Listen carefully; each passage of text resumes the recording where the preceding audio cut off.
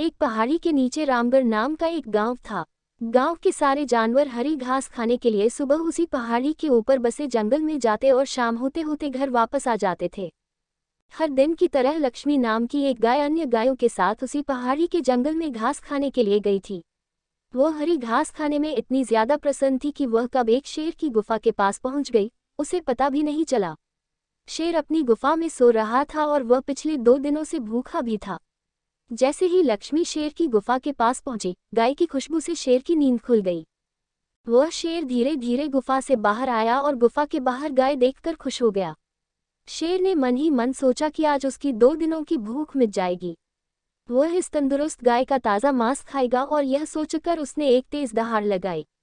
लक्ष्मी शेर की दहाड़ सुनकर डर जाती है। जब वह अपने आसपास देखती है तो वहां दूर दूर तक उसको कोई भी दूसरी गाय नहीं दिखी।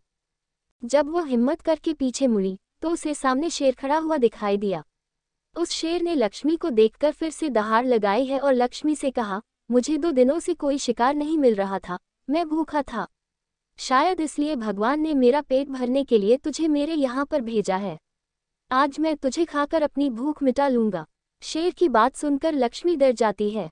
वह रोते हुए शेर से कहती है, मुझे जाने दो, मुझे मत खाओ।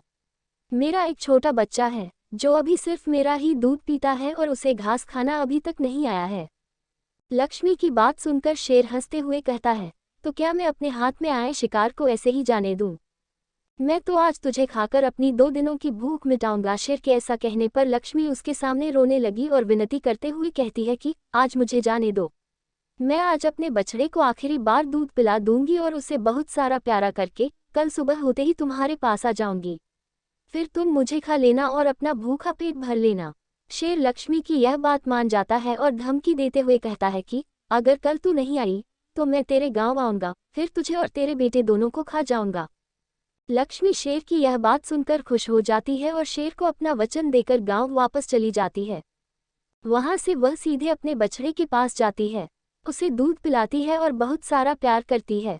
फिर बछड़े को शेर के साथ हुई सारी घटना बताती है और कहती है कि उसे अब अपना ख्याल खुद ही रखना होगा।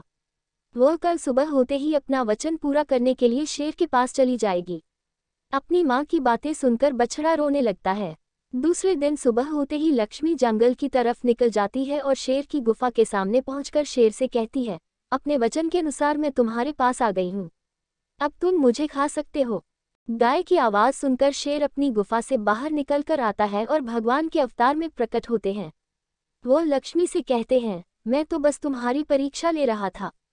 तुम अपने वचन की पक्की हो, मैं इससे बहुत प्रसन्न हुआ। तुम अब अपने घर और बछड़े के पास वापस जा सकती हो। इसके बाद वे उस गाय को गौमाता होने का वरदान भी देते हैं और उसी दिन के बाद से सभी गायों को गौमाता कहना शुरू कर देते हैं।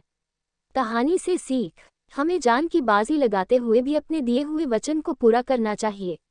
यही हमारे दृढ़ व्यक्तित्व को दर्शाता है।